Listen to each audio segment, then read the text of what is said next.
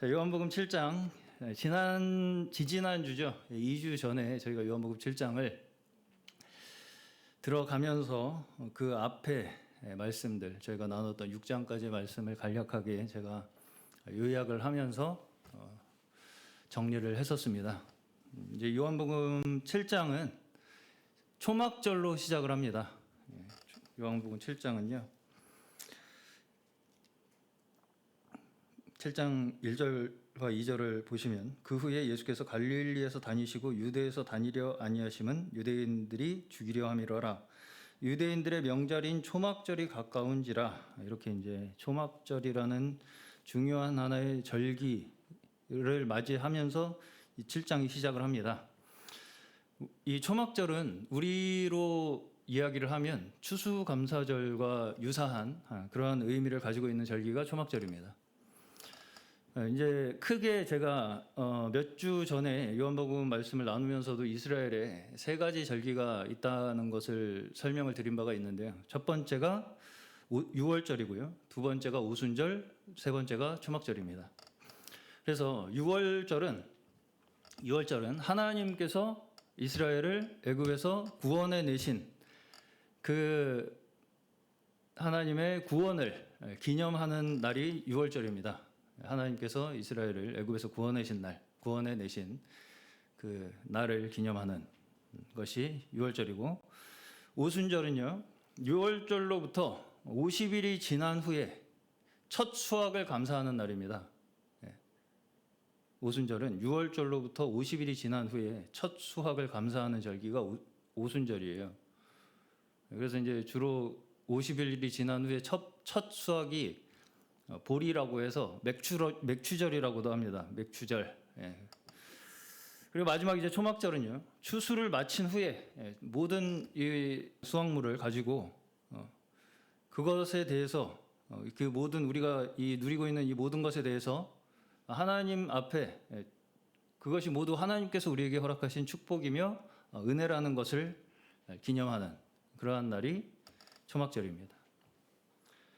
그래서 이 세 절기 때에는 모든 이스라엘 남자들이 성전에 와서 이 절기를 지키도록 되어 있습니다. 이 세 절기에는 모두 이스라엘 남자들은 다 예루살렘에 와서 예루살렘 성전에 와서 이 절기를 지키도록 되어 있습니다.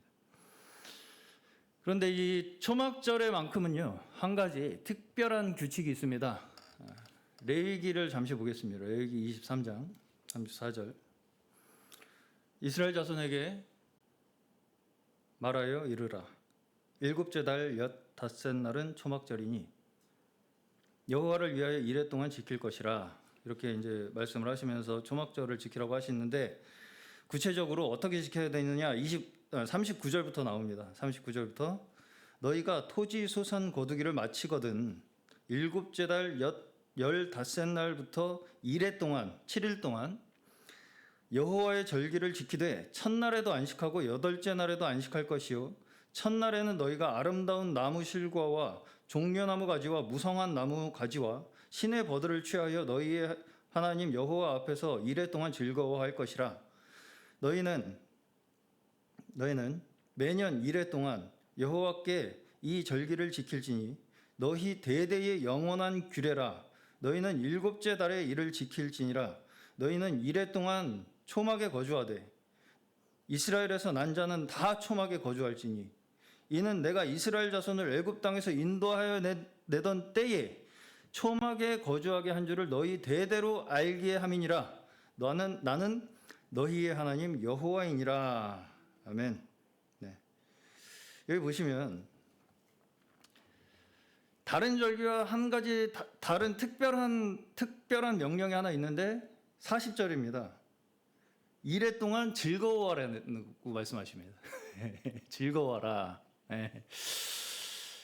근데 어디서 즐거워해야 된다는 것입니까? 초막을 지어놓고 7일 동안 거기서 살면서 즐거워하라는 것입니다.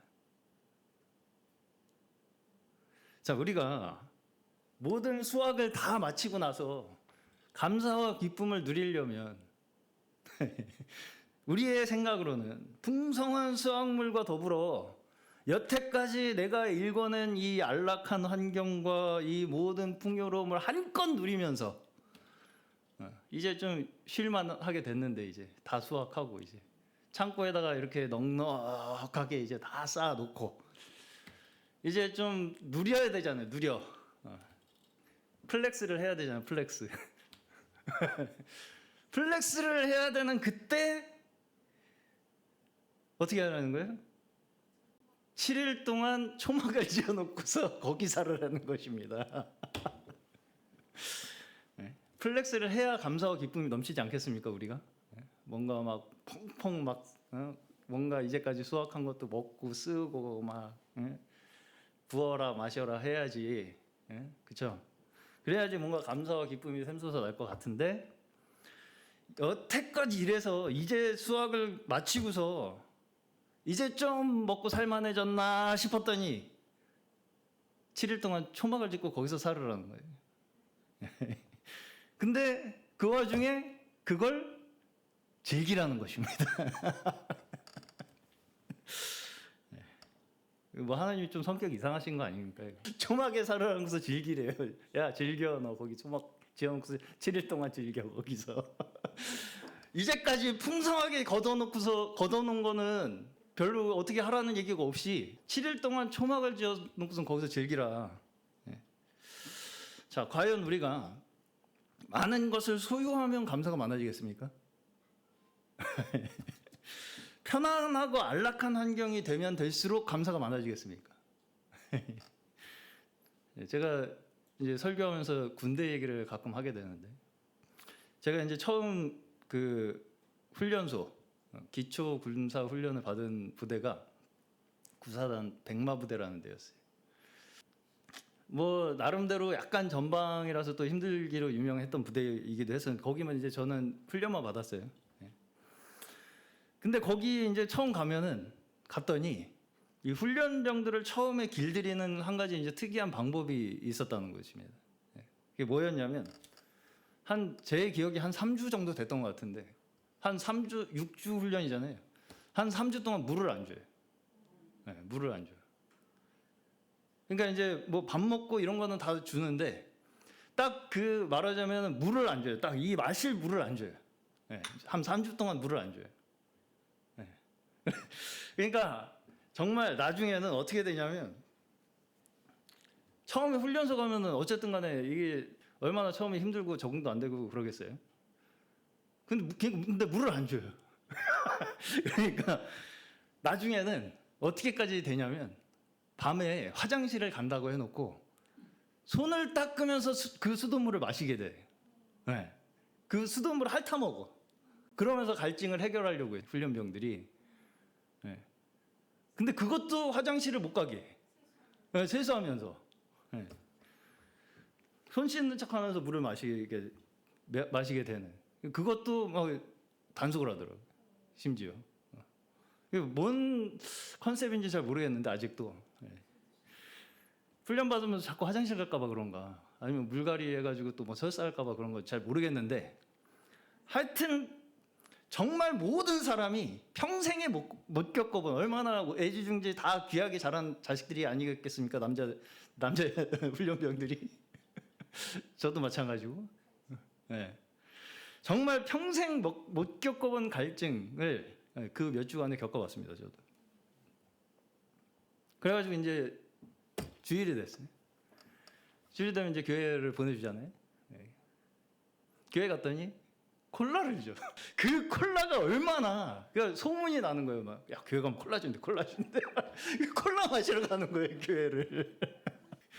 정말 그래가지고 이제 이렇게 쭉 앉아 있잖아요. 군대에 가면 예배 본다고 쭉 이제 저기 군인들이 앉아 있는데 앞에서부터 하나씩 뒤로 전달을 하라는 거예요, 콜라를. 전달이 되겠습니까, 그게? 받자마자 따 먹는 거예요, 다. 자기 먼저 따 먹고 겨우겨우 오는 거예요, 뒤로. 야, 빨리 안 보내. 그 콜라 한 병 받아들고 정말 이제까지 느껴보지 못한 그 행복과 만족, 그 콜라 하나로 그런 만족과 행복을 느끼리라고 평생에 제가 생각을 했었겠습니까? 콜라 하나로. 예. 오늘은 제 아내와 코스트코를 장 보러 다녀왔습니다. 코스트코 가면은 이제 그 푸드코트가 있잖아요. 거기서 이제 같이 점심을 먹으면서 콜라를 마셨어요. 오늘도 김이 다 빠진 거예요. 그래가지고 도저히 못 먹겠는 거예요. 김이 빠진 콜라는 못 먹겠다. 그래가지고 버리고 다시 다른 음료수를 받아서. 그렇죠? 이미 정말 너무나 많은 것을 우리가 누리고 사는데 거기서 하나 더 내가 더 얻었다 하는 데서 내가 느끼는 감사와 정말 아무것도 없는 그 상황 속에서 내가 하나를 얻었다고 하는 그 감사, 무엇이 우리가 진짜 감사가 나오는 것이겠습니까? 자, 우리 지금 초막절은 이제 이미 이스라엘 백성이 가나안에 들어와서, 그렇죠? 초막절은요, 다 이 절기들이 언제 지키라고 주신 것이냐면 다 너희들이 가나안에 들어갔을 때 지키라고 주신 절기들입니다. 가나안에 이미 들어갔을 때. 그래서 이스라엘 백성이 가나안에 들어가서 이제 씨를 뿌리고 수확을 하고 이제 모든 곡식들을 거두어 들이면서 그 거두어 들인 수확물을 창고에 저장하면서 지키는 절기가 초막절입니다.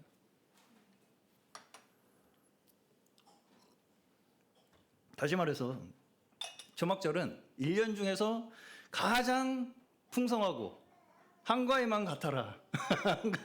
그렇죠. 한가위만 같아라. 더도 말고 덜도 말고 한가위만 같아라. 무슨 말이겠습니까? 가장 마음이 넉넉한 때 아니겠습니까? 우리도.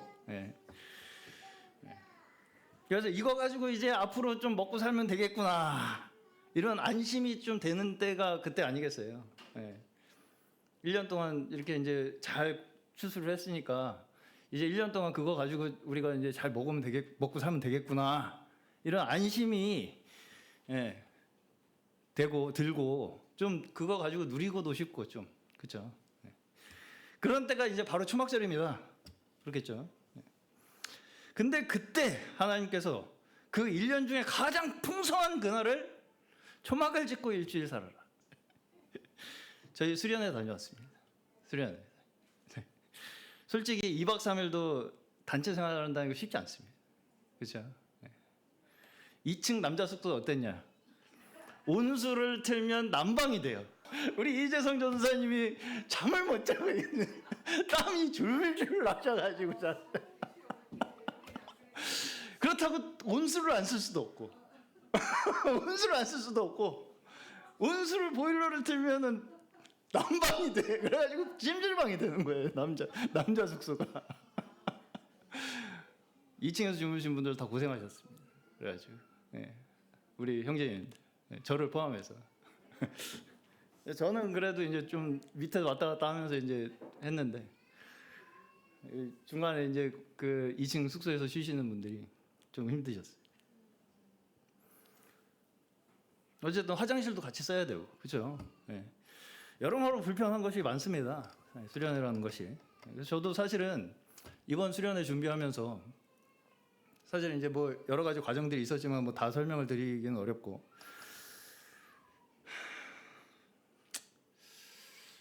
그러니까 여러 가지 이제 좀 기대에 조금 이렇게 이제 못 미치는 부분들도 있고 이게 좀 더 좋은 데로 바꿔볼까 했는데 그런 것도 이제 잘 안 되고 그랬었잖아요. 그러면서 이거 계속 해야 되나? 힘도 들고 단체 생활하는 거 힘도 들고 돈도 들고 우리가 무슨 그렇다고 거기 가가지고 특별 영성 성령 부흥 성회 뭐 이런 거 하는 것도 아니고 그렇죠? 그런 거 하는 것도 아니고 예언 성령 치유 뭐 신유 뭐 이런 거 하는 것도 아니고 그런 거라도 하면 좋은데 그런 거라도 하는 것도 아니고 그렇다고 뭐 잠자리가 편한 것도 아니고 그렇다고 뭐 그렇죠? 먹는 걸 주는 것도 아니고 우리가 다 해 먹어야 되고 이번에는 그래서 앞으로는 그냥 맛있는 거나 같이 한번 먹으러 가고 그냥 수련회는 좀 다음번부터는 좀 다시 생각해 봐야겠는데 생각을 했었습니다 솔직히. 근데 수련회를 하면서 제가 수련회 때도 그런 말씀을 드렸지만 내가 참 패역한 생각을 하고 있었구나. 그렇죠. 네. 자, 물론 제가 지금 드리는 말씀은 어떤 행사를 해야 한다, 말아야 한다, 그 행사가 좋다, 나쁘다 이런 말씀을 드리는 것이 아닙니다. 방법에 대한 이야기를 드리는 게 아니에요. 저조차 벌써 어떤 생각이 머릿속에 들어오기 시작한 거냐면 이 일의 효율성에 대한 이야기를 먼저 하기 시작한다는 거예요. 판단하는 입장에 서는 거예요, 벌써. 그렇죠? 이 일이 좋으냐 나쁘냐, 괜찮냐 아니냐, 이게 되냐 안 되냐, 이 판단하는 입장에 자꾸 쓰게 되는 거예요, 저도. 네. 성도들이 지금 함께 지금 우리 차 전사님, 차 간사님, 김연아 집사님, 또 우리 조무정 권사님 열심히 봉사하고 헌신하고 개혁하고 힘써가지고 지금 준비하고 계시는 일에 대해서 네가 뭔데 판단하느냐. 야고보서 4장 11절 12절입니다. 야고보서 4장 11절 12절. 형제들아 서로 비방하지 말라. 형제를 비방하는 자나 형제를 판단하는 자는 곧 율법을 비방하고 율법을 판단하는 것이라. 내가 만일 율법을 판단하면 율법의 준행자가 아니요 재판관이로다. 입법자와 재판관은 오직 한 분이시니 능히 구원하시기도 하시며 멸하기도 하시느니라. 너는 누구이기에 이웃을 판단하느냐. 이 말씀이 들리더라고요. 너는 누구이기에 이웃을 판단하느냐. 자, 순종하는 믿음이라고 하는 것은 우리가 믿음이라고 할 때 순종한다, 하나님께 순종하는 거라고 생각을 많이 하죠. 예. 순종하는 믿음이라고 하는 것은 내가 지금 생각하고 내가 지금 판단하는 것이 바로 그게 하나님의 계시야, 이것을 주장하고 관철시키고 밀어붙이는 것이 순종하는 것이 아닙니다. 다시 말씀드려 보겠습니다. 우리가 순종이라고 하면 지금 내가 옳다고 생각하는 이걸 끝까지 밀어붙이는 게 순종이라고 생각하잖아요. 우리는 나한테 지금 뭔가 퍼뜩 이거 이렇게 해야 돼 라고 한번 꽂힌 그거를 이게 바로 하나님의 계시야, 하나님이 나한테 이거 하라고 하신 일이야, 이거를 끝까지 관철시키고 주장하고 밀어붙이는 걸 우리가 순종이라고 생각하기가 쉽다고요. 근데 순종하는 믿음은요, 오늘 방금 야고보에서도 보시다시피 나와 함께하는 성도들과 나와 함께하는 가족들과 사랑하는 지체들과 내가 기꺼이 함께하고자 하는 것이 순종하는 믿음입니다. 이번 수련회의 제목이 무엇이었냐면 감당과 수용의 복음이라는 제목이었습니다. 감당하고 수용하는 것이 바로 하나님께서 하시는 일이라는 거예요. 우리를 감당하시고 수용하시는 것이 하나님이 하시는 일이에요. 지금 예수께서 하시는 일도 결국 우리를 감당하시고 수용하시는 일을 하고 계시는 것입니다. 그것을 우리가 받아들이는 게 순종하는 믿음이에요. 이게 옳아, 이거 끝까지 내가 밀어붙일 거야, 이게 순종하는 믿음이 아닙니다. 네. 그 옳고 그름의 판단자에 서서 내가 그걸 끝까지 밀어붙여서 그 일을 관철시키는 것이 순종하는 믿음이 아니라고요. 그걸 내가 끝까지 밀어붙이는데 나는 내 어떤 뭔가 어떤 희생도 난 감수할 거야, 이런 게 순종이 아닙니다. 그런 게 순종이 아니에요. 그건 나를 위한 희생이잖아요. 요한복음에서도 사실은 그것을 극명하게 대조하고 있는 것입니다. 지금 요한복음에서도 그걸 극단적으로 대조하고 있는 거예요. 자, 지금 여기 유대인들은 어떤 사람들입니까? 그 누구보다 하나님을 최고도로 위한다고 자부하는 사람들이 유대인들입니다. 자기들이 지금 이 세상에 하나님의 뜻을 가장 더 잘 아는 사람이 자기들 외에 없는 사람들이 유대인들이에요. 우리가 하는 게 곧 하나님의 뜻을 위해서 하는 일이라고 생각하는 사람들이 유대인들이라고. 우리 방법대로 안 하면 그 모든 건 다 하나님의 뜻에 벗어나는 일이고 반대되는 일이고 거역하는 일이라고 생각하는 사람들이 유대인들이라고 지금. 그렇죠? 네. 근데 그 자부심이 어떻게 했어요? 예수를 십자가에 못 박았죠. 자신들이 최고도로 하나님을 위한다고 자부하는 그 자부심이 예수님을 십자가에 못 박았어요. 그걸 극단적으로 대조하고 있는 겁니다. 지금 요한복음에서는. 네. 자, 근데 이제 문제가 뭐냐면요. 우리가 스스로 내가 그런 사람이라는 걸 절대로 깨닫지 못한다는 거예요. 어떤 사람? 내 그 자부심이 곧 예수를 죽이는 일이라는 것을 스스로 내가 절대로 못 깨닫는다는 것입니다. 왜? 나는 그 내가 옳다는 거에서 꽂혀 있기 때문에 이미. 예. 자, 이번 수련회도 나눈 말씀인데 사무엘하 12장입니다. 잠시 보겠습니다. 1절부터 여호와께서 나단을 다윗에게 보내시니 그가 다윗에게 가서 그에게 이르되 한 성읍에 두 사람이 있는데 한 사람은 부하고 한 사람은 가난하니 그 부한 사람은 양과 소가 심히 많으나 가난한 사람은 아무것도 없고 자기가 사서 기르는 작은 암양 새끼 한 마리뿐이라.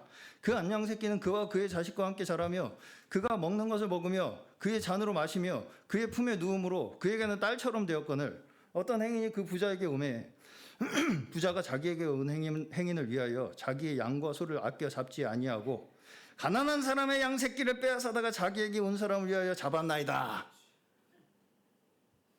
생색내겠다고 다른 불쌍한 사람 거 뺏어가지고 생색을 자기 좋은 일 하겠다고 뺏어다가 생색을 냈다는 거 아니에요 지금. 나름대로 좋은 일 하겠다는 거잖아요. 손님 대접하겠다고. 근데 손님을 대접하겠다고 한답시고 하는 일이 불쌍한 사람 거 뺏어다가 하고 있다는 얘기죠. 그랬더니 다윗이 그 사람으로 말미암아 노하여 나단에게 이르되 여호와의 살아계심을 두고 맹세하는 이 일을 행한 그 사람은 마땅히 죽을 자라. 그가 불쌍히 여기지 아니하고 이런 일을 행하였으니 그 양새끼를 네 배나 갚아 주어야 하리라 하니라. 그러니까 나단이 다윗에게 이르되 당신이 그 사람이여. 이스라엘의 하나님 여호와께서 이와 같이 이르시기를 내가 너를 이스라엘 왕으로 기름 붓기 위하여 너를 사울의 손에서 구원하고 내 주인의 집을 내게 주고 내 주인의 아내들을 내 품에 두고 이스라엘과 유다 족속을 내게 맡겼느니라. 만일 그것이 부족하였을 것 같으면 내가 이것 저것을 더 주었으리라. 그러한데 어찌하여 내가 여호와의 말씀을 업신여기고 나 보기에 악을 행하였느냐. 내가 칼로 햇사람 우리아를 치되 암몬 자손의 칼로 죽이고 그의 아내를 빼앗아 내 아내로 삼았도다. 이제 내가 나를 업신여기고 햇사람 우리아의 아내를 빼앗아 내 아내로 삼았은즉 칼이 내 집에서 영원토록 떠나지 아니하리라 하셨고. 자, 다 아시는 장면이죠. 이 장면은 다윗이 자신의 부하 우리아를 죽이고 그 아내 밧세바를 빼앗은 다음에 그 일로 인해서 나단이라는 선지자가 와서 다윗에게 그가 한 일에 대해서 이야기하고 있는 장면입니다. 자, 다윗이 자기가 한 일에 대해서 스스로 알고 있습니까? 모르고 있습니까? 모르죠. 하나님을 맹세하여 그놈 잡아 죽여라. 자기인지 모르고 자기 얘기하는지 모르고 그런 짓을 해놓고서도 모르죠. 내가 뭔 짓을 했는지 몰라요. 왜 그랬을까요? 근데 우리도 그래요. 우리도 지금 그런 상태라는 걸 다윗이 이야기하는 것입니다. 네. 그러니까 내가 옳다고 생각하는 거기에 한번 딱 꽂히면요, 안 보이는 거예요. 걔는 죽어야 되는 놈이에요. 내가 걔를 가져야 되니까. 이게 너무 옳거든요, 지금. 다윗은 첫사랑이거든요. 인생에 한 번 만날까 말까 한 지금 사랑을 만난 거예요, 지금. 다윗은. 밧세바요. 네. 네.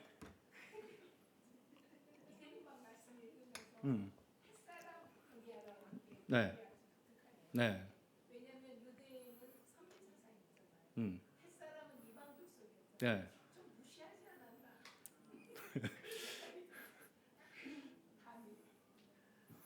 무시할 수 있는 사람이 있습니까, 이 세상에? 네, 없죠. 네. 그러니까 어떻게 보면 소자죠, 소자. 네, 성경에서 이야기하는 소자잖아요. 네. 별로 저 사람 믿음이 없다고 생각하고 별로 교회에 충성스럽지 않다고 생각하는 그런 사람이야. 그러니까 교회를 떠나서요, 이거는 그냥 보편적인 인류에 대한 태도입니다, 우리의. 네. 이거를 너무 우리가 믿는 사람, 안 믿는 사람이라고 하는 어떤 틀에 가둬둬서도 저는 안 된다고 생각합니다. 네. 이웃, 소자, 이 범위는 이 범위는 믿는다 안 믿는다의 범주로 우리가 재단할 수 있는 게 아닙니다. 네, 제가 생각하기에는. 네. 제가 네. 어제 네. 그렇게 아주 깊은 네. 충격과 은혜를 받았어요. 네. 왜냐하면 우리는 함께 교회 생활하면서 우리가 굉장히 열심히 하고 음. 여기에 계속 참석하고 있는 걸 잘한다고 생각하잖아요. 음. 근데 그렇지 않은 가족이 음. 은혜를 받았어요. 음.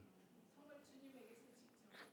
그럼 그걸 인정하기가 쉽지 않은 것 같으면서도 굉장히 충격적으로 아 주님이 이렇게도 역사하시는구나. 그러니까 우리가 하나님의 역사라는 것을 너무 우리의 시야 속에 가두어 두려고 하는 그런 본능이 우리한테 다 있다는 얘기입니다. 그게 유대인들을 통해서 지금 이야기하시는 거예요. 우리가 하는 방식대로 해야 은혜 받아. 예. 우리가 하는 방식대로, 우리가 하는 방법대로 믿어야 돼. 그래야지 그게 진짜 축복이지.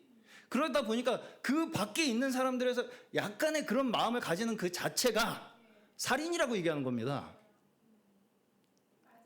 예. 그게 예수를 죽이는 것과 같은 의미예요. 지금. 그래서 여기서 보시면 예수님이 왜 너희들 그렇게 율법 잘 지킨다면서 왜 나를 죽이려고 하느냐.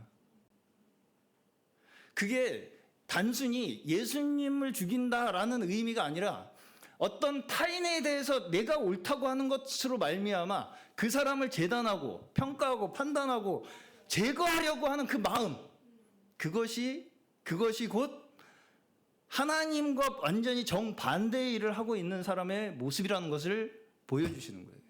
네. 근데 그걸 모른다고요, 우리가. 스스로 몰라요. 왜냐하면 너무 오르니까, 그게. 다윗도 몰라요, 지금. 왜? 너무 내가 지금 너무 마땅히 해야 되는 일이거든요, 그게 지금. 아니, 바람 피는 사람들이 핑계 없는 줄 아십니까? 평생에 한 번 만날까 말까 한 진정한 사랑을 만난 거예요. 다. 내가 전에 만난 그 여자는 어쩌다 만난 거야. 잘못해가지고.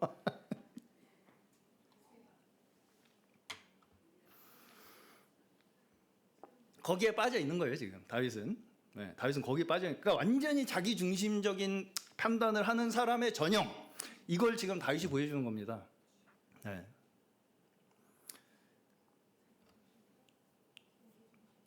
자기 중심. 그렇지.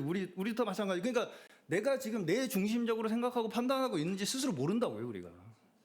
내가 어떤 판단을 하고 옳다고 하는 뭔가를 하잖아요, 항상 우리는. 근데 그게 다 내 중심으로 하고 있는데 그걸 나는 모른다고요.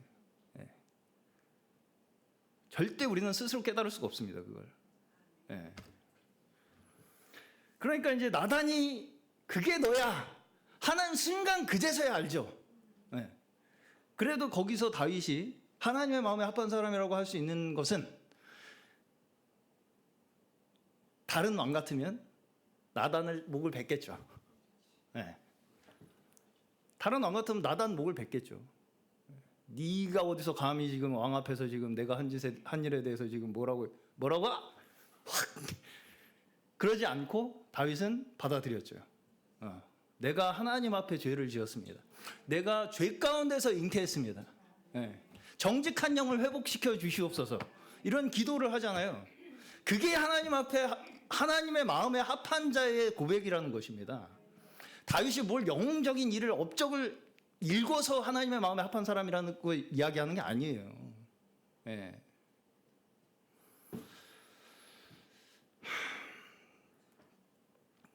다윗도 지금 자기 업적에 눈이 어두워져서 세상이 다 자기 중심으로 돌아간다고 지금 생각하고 있는 겁니다. 그러다 보니까 내가 좋은 일, 내가 느끼기에 좋은 일이 곧 정의야, 지금. 그렇죠? 그때 당시에 왕이야말로 그 말이 법 아니겠습니까? 그러니까 지금 너무 이제 뽕이 차올라서 내가 좋으면 하나님도 좋아하실 거라고 믿는 거예요, 지금.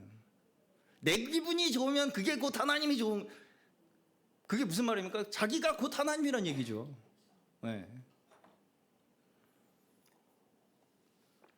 자, 신약에서의 대표적인 인물은 바울입니다. 충격적이게도. 바울이 사울일 때 그는 유대의 열심 당원이었습니다. 그는 그리스도인들을 잡아 죽이는데 앞장선 인물이었습니다. 그 일을 하는 동기는 절대로 악한 동기가 아니었습니다. 그것이 내가 하나님을 위해서 할 수 있는 최고의 일이라고 여기고 있었기 때문에 그는 그 일에 그렇게 목숨을 걸고 한 것입니다. 뭐를요? 그리스도인들을 잡아 죽이는 일을요. 근데 그 결과는 뭐예요? 그렇게 내가 하나님을 위해서 모든 것을 다 쏟아부어서 일구고 그렇게 열심을 다해서 헌신 봉사한 그 결과가 뭐예요? 죽음이죠. 남의 죽음이죠.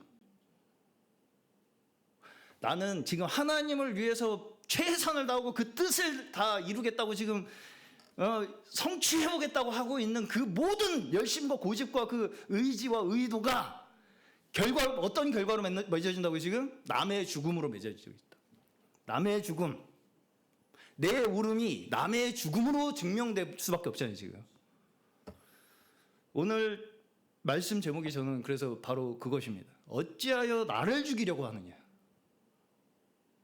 율법 그렇게 잘 지킨다면서 어찌하여 나를 지금 죽이려고 하느냐. 16절부터 보겠습니다. 요한복음 오늘 7장. 예수께서 대답하여 이르시되 내 교훈은 내 것이 아니요 나를 보내신 이의 것이니라. 사람이 하나님의 뜻을 행하려 하면 이 교훈이 하나님께로부터 왔는지 내가 스스로 말함인지 알리라. 여기 보시면 예수님의 교훈이 있고 유대인들의 교훈이 있죠. 그럼 예수님의 교훈은 뭡니까? 그걸 이제부터 한번 이야기를 해보겠습니다. 계속 읽어보겠습니다. 오늘 본문입니다. 스스로 말하는 자는 자기 영광만 구하되. 스스로 말하는 자는 자기 영광을 구한다는 것이죠. 보내신 이의 영광을 구하는 자는 참되니 그 속에 불의가 없다는 것입니다. 모세가 너희에게 율법을 주지 아니하였느냐? 너희 중에 근데 율법을 지키는 자가 없다. 왜? 너희가 지금 나를 죽이려고 하지 않냐? 율법 지킨다면서 나를 죽이려고 하잖아 지금 너희들은. 율법의 10계명 중에 뭐 있어요? 살인하지 말라. 뻔연히 있잖아요. 살인하지 말라. 우리가 대답하되 당신은 귀신이 들렸도다. 누가 당신을 죽이려 하나이까? 이 사람들 지금 자기들이 그런 마음을 가지고 있다는 거 알아요? 몰라요? 모르죠. 몰라요. 심지어 모릅니다. 네.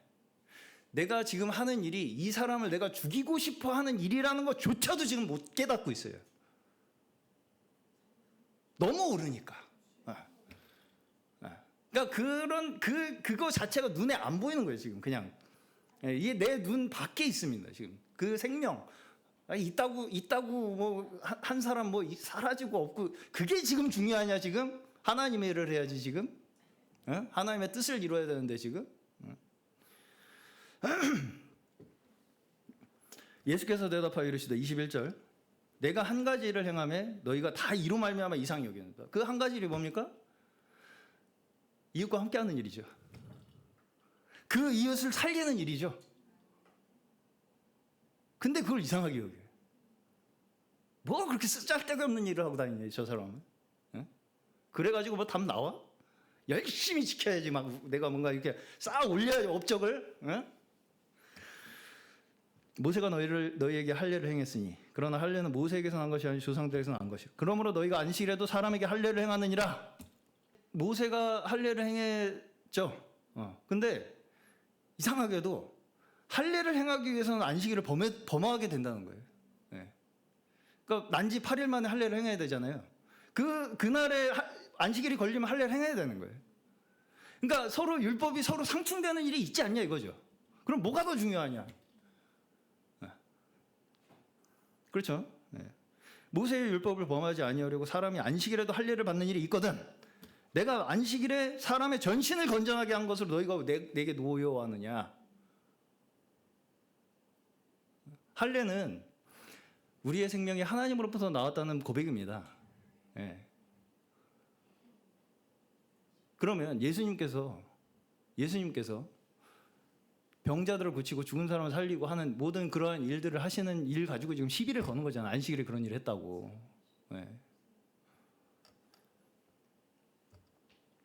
외모로 판단하지 말고 공의롭게 판단하라 하시니라. 24절. 자, 이 두 관점의 대립이 요한복음 7장입니다. 자, 그러면 이제 우리가 생각하기에는 역시 유대인들은 못돼 처먹어가지고 어디 예수님한테 대드냐 이 싸가지 없는 것들이 이런 생각이 먼저 팍 들죠. 지금 유대인들이 못돼 처먹어가지고 예수님한테 대드는 겁니까? 그들도 나름대로 지금 하나님을 위해서 최선의 지금 노력을 다하고 있는 것입니다. 다시 말해서 지금 유대인들이 대표하는 것이 누구예요? 나죠. 유대인들은 나를 대표하는 거예요. 내가 유대인들의 판단자나 구경꾼으로 지금 이 성경을 읽어서는 안 되고요. 내가 유대인이라는 걸 받아들이면서 읽어야지 이게 믿음으로 우리에게 적용되는 것입니다. 이 유대인 이 싸가지 없는 것들은 예수님한테 대드네. 이것들이 내가 눈앞에 있으면 기싸대기를 그냥 그게 아니고요. 내가 지금 그렇다는 거예요. 나도 지금 모르고 있습니다. 우리가 내가 옳은 거를 끝까지 관찰하고 주장하는 것이 곧 어떤 한 소자를 내가 업신여기고 죽이고 있는 일이라는 것을 나도 모르고 있다고요. 지금 우리는 모두 내가 스스로 내가 만들어낸 옳고 그름, 내가 생각하는 선과 내가 생각하는 의의를 가지고 그것을 내 업적과 자랑 삼아서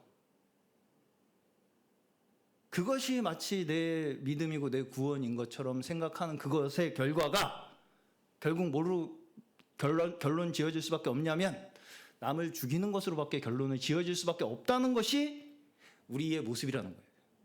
그걸 말씀하시는 겁니다. 유대인들을 통해서요. 우리는 그런 결과밖에 맺을 수 없는 자들이라는 거예요.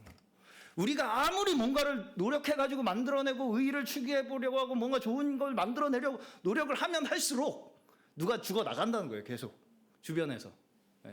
우리는 그럴 수밖에 없는 운명을 타고난 자들이라는 걸 얘기하는 겁니다. 최고도로 지금 하잖아요. 이 유대인들은. 좋은 일을 하겠다는 최고도의 경지를 지금 달리는 자들이라고요. 지금 유대인들은.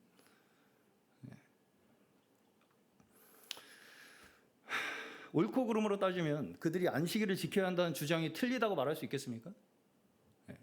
지금으로 말하면 주일 성수해야 됩니까? 안 해도 됩니까? 주일 성수해야 돼요? 안 해도 돼요? 자, 유정은 자매님, 주일 성수해야 됩니까? 안 해도 됩니까? 안 해도 돼요?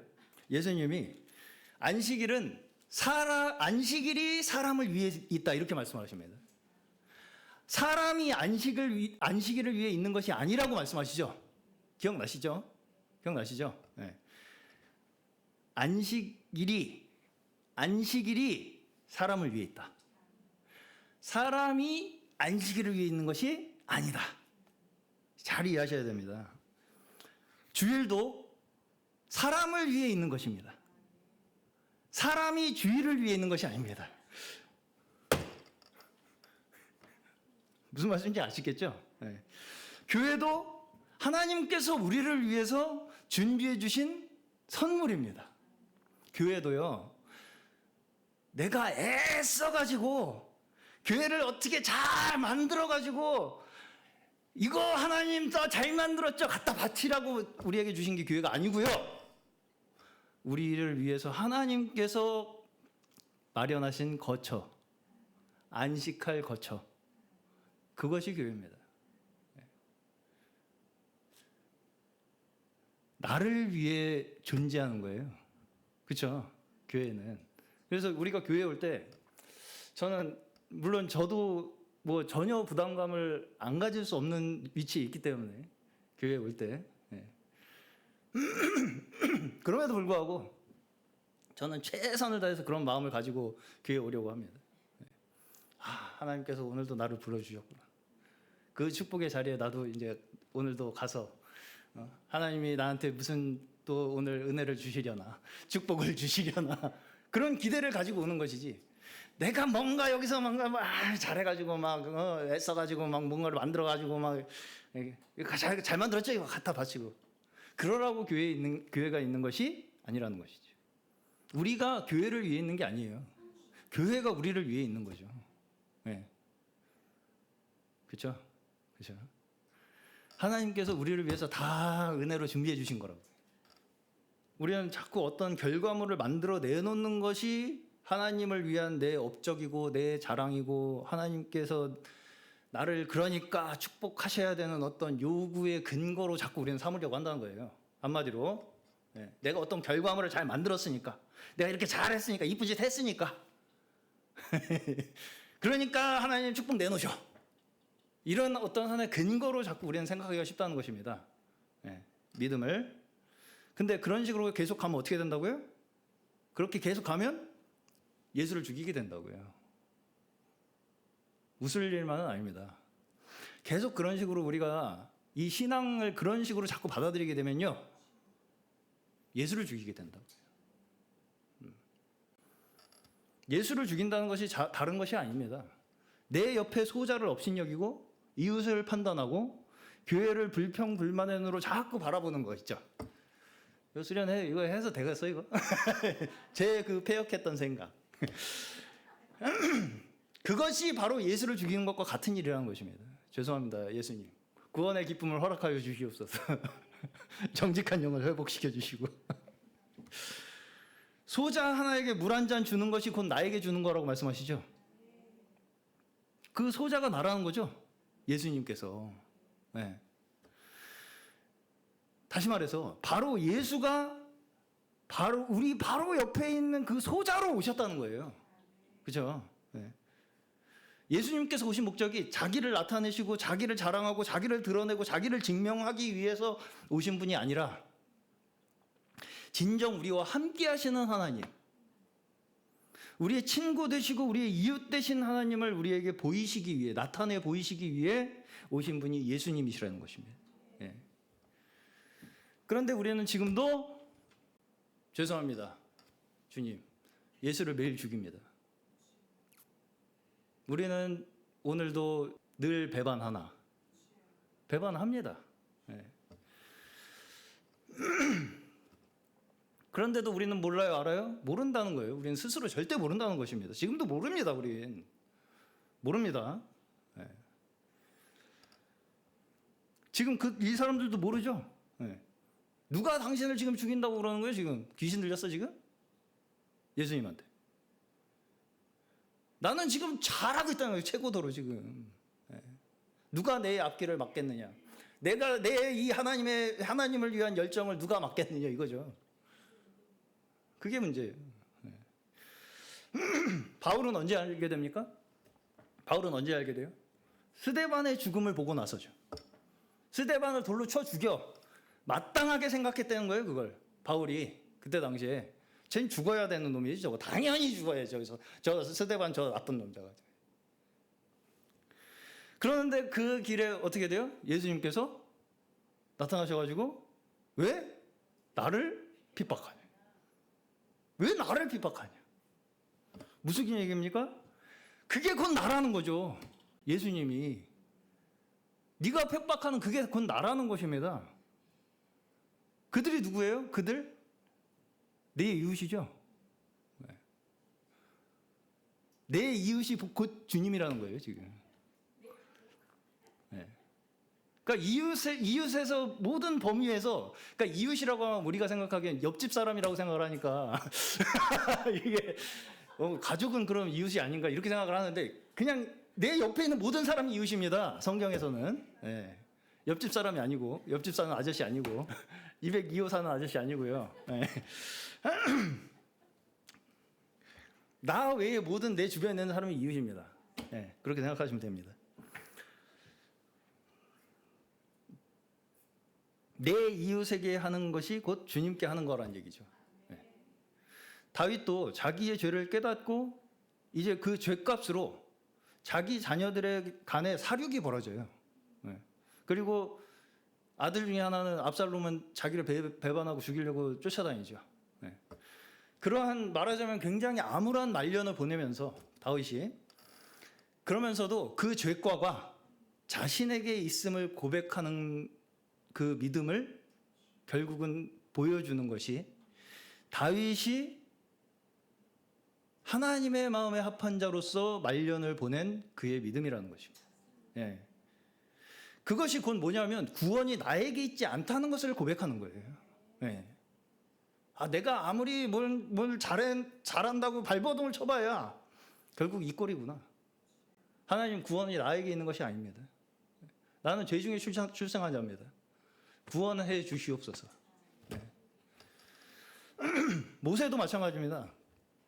모세 사실상 끝까지 성질머리에 못 고쳐서 가나안에 못 들어갑니다. 그 불같은 성질을 못 고쳐서 가나안에 못 들어가요. 그죠? 지팡이로 두드리고 시편 106편을 보시면 망령되이 말했다 이렇게 나옵니다. 모세가 아마 육두문자를 날린 것 같아요. 이 싹퉁머리 없는 니들이 인간이야? 그럼에도 불구하고 모세는 지면에서 가장 온유한 자라는 평가를 받습니다. 저는 이것이 하나님의 자비하신 마음이라고 생각합니다. 네, 그렇죠. 그럼에도 그가 구약에서 그렇게 가장 그 상징적인 인물로 나타나는 것은 뭐라고 저는 생각을 하냐면 그가 그 자신의 운명을 기꺼이 받아들였다는 데 있다고 생각합니다. 네.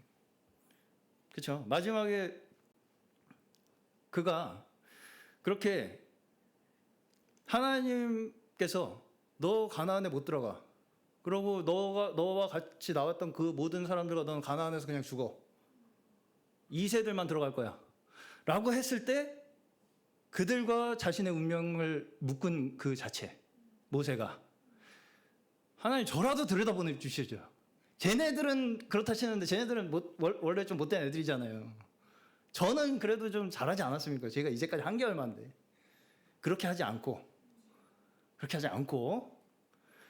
하나님, 제가 이 백성들과 함께 하겠습니다. 모세가 이스라엘 백성들한테 욕을 했을 거 아니겠습니까? 두드리면서 이 싸가지 없는 것들. 그때 뜻밖의 하나님께서 누구 편을 드세요?